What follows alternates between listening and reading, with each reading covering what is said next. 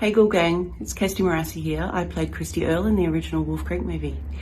So I hope you enjoyed this video looking at why Wolf Creek is nightmare fuel.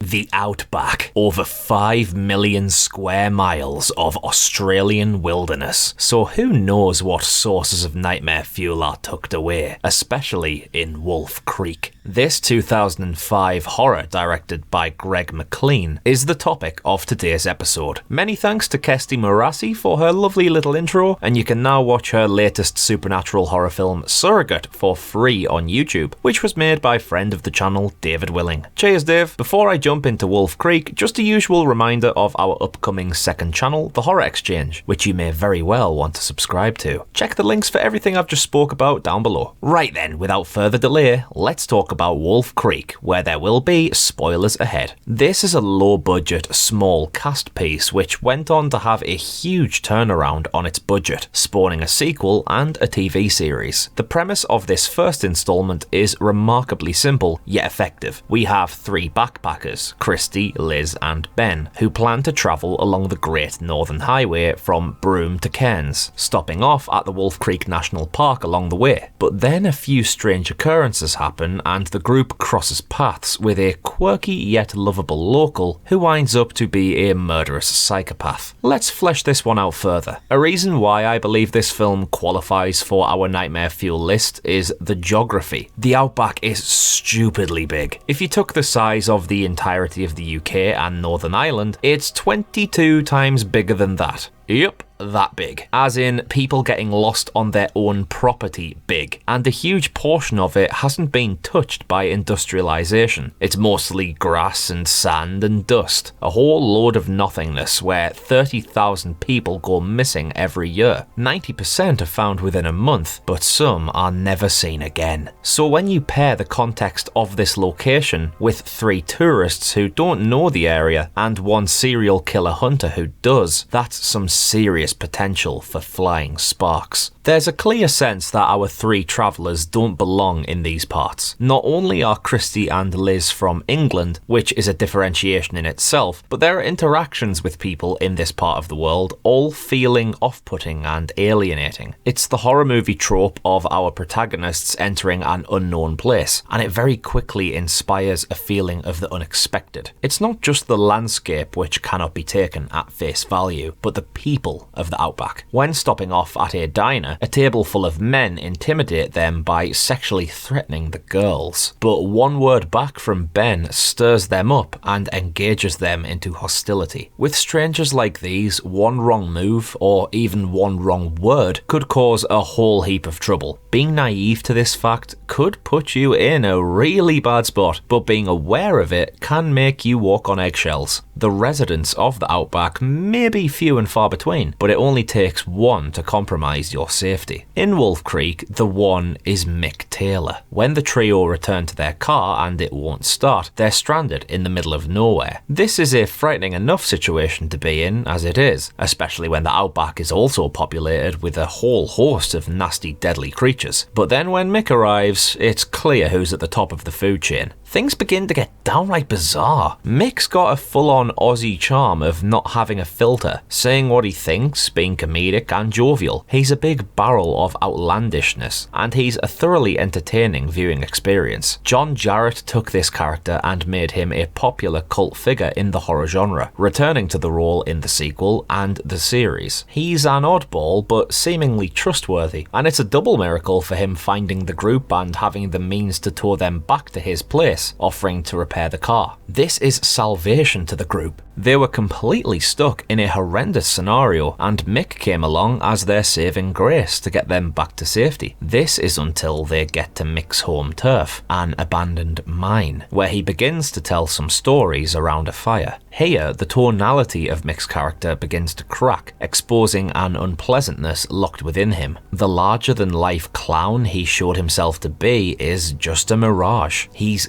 clearly unhinged when we first meet him, but here he reveals the true direction of his capabilities. He tells a little story about killing pigs, having to set dogs onto them so he can get in and kill them, and he speaks about witnessing nature tearing itself apart. He says it in such a passive, comedic way, but it's a horrific concept. It just goes to show that he has no real threshold for blood, guts, or the ability to kill. Things get even more off-putting when Ben suggests Mick must enjoy his freedom. A very innocent and pleasant statement, but then Mick just stares him out. He shuts down, eyeing up his target, having previously given no indication of this in his persona. It's such a sudden 180 to his traits, then back to being jokey after saying he'll have to kill Ben if he tells him what he really gets up to. Mick peppers his phrases with little hints about his activities, all while pitching himself as not a very serious person. It's easy to mask grim thoughts and stories if they're dressed up in an exaggerated, funny way, because it feels just that, exaggerated, like a sick sense of humour. The difference here is Mick is capable of bringing his sickness to life when the water he gives to the group knocks them out.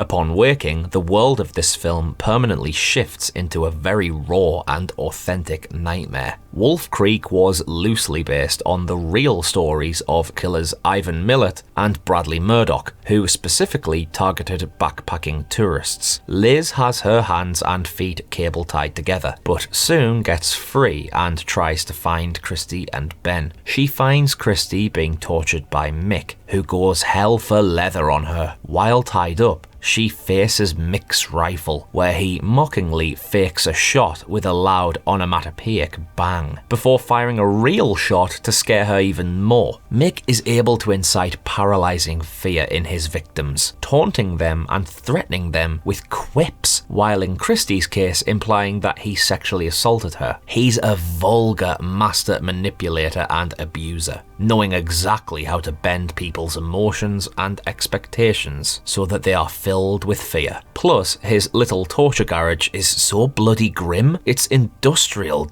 dirty, rusty, decaying. The low-budget feel gives these sequences such a more realistic mood. After a distraction, Liz comes to Christie's rescue, turning Mick's rifle against him, hitting him in the neck, but not killing him. They do manage to escape, but Mick ends up on their trail as an expert tracker. No matter where Liz and Christy run, it's pitch black and they don't know their whereabouts, while Mick is capable of hunting them down and killing them. They're outgunned and can be strategically outthought, and they know that. They're constantly being chased, with the fate on their horizons being their torture and execution. The fact that similar events have occurred in real life, in this very part of the world being displayed, is such a spine-shivering contemplation. Mick is thrown off the scent by the girls, who push his truck into a ditch, and they head back to the mine to seek alternate transport. There, Liz comes across a garage containing many possessions and photographs of Mick's previous victims. This moment makes you realise the scale and severity of what they're up against,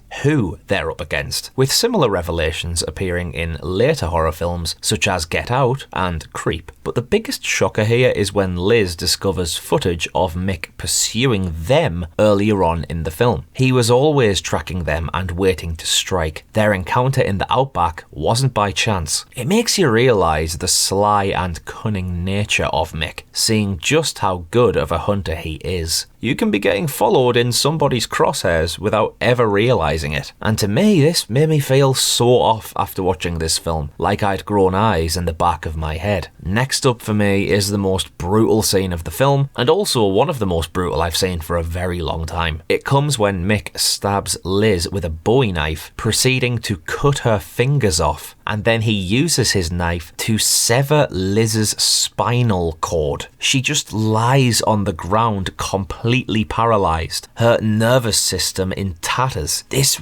really messed with me, and a lot of critics too, including Roger Ebert, who thought that the violence was ultra realistic and unrelenting. I completely agree with that statement. It's such a simple move by Mick, but the idea of what he's done to Liz is barbaric. After an interrogation as to Christie's whereabouts, it's her turn next. Mick goes right after Christie, and despite her giving a good fight, she's shot at from afar. First, the car tyre is punctured, causing Christy to crash before she gets shot dead up close and personal. Again, this is just way too real. It's not over-the-top silly horror. It's a guy with a gun and some motoring accidents. Mundane as can be, and that just blends with Wolf Creek's rustic feel. And when Christy and the previously murdered driver of her getaway car are set alight in the car itself, the evidence is literally burned. Just a husk of a vehicle in the middle of nowhere with two people who, to the rest of the world, will be listed as missing and later presumed dead. Could this be the fate of the thousands of people who never make it out the Outback each year? Could something like this be happening now as you watch this video? These are truly nerve-jangling thoughts indeed. However, the big remaining open question for the film is, what happened to Ben? Despite him surviving, he goes through a bleak tribulation when he wakes up nailed to a makeshift cross. Mick has crucified him and dumped him down a mine shaft to die and rot. That's something which makes Mick such a sadistic character. He doesn't just want to kill, he relishes in playing around with people emotionally, burrowing his way into their lives with likability before totally flipping his switch of reason. From there on out, it's mind games, physical harm, sexual abuse, and getting a kick out of giving people slow, drawn-out deaths with savage results. Mick Taylor is himself a dose of nightmare fuel, but this film on the whole has left a lasting impression on its fanbase, down to its cutting-edge, no-nonsense approach. People go out into a big wasteland and get stuck in the hunting grounds of a murderer. And the worst part is, the very world we live in has experienced this very thing, and only the devil knows how many times. 2005's Wolf Creek has earned its spot on our Nightmare Fuel Hall of Fame. Thank you to the members of the Ghoul Gang who recommended it for an episode. If you have anything else you'd like to add to our very long list of potential videos, let us know down in the comments below. Please don't forget to go and check out Kirsty Marassi's horror film Surrogate. It's a little gem inspired by Japanese horror films, and it's free, so you can't go wrong. Once again, thank you to David Willing for taking the time to arrange Kirsty's guest intro, and thanks to Kirsty herself.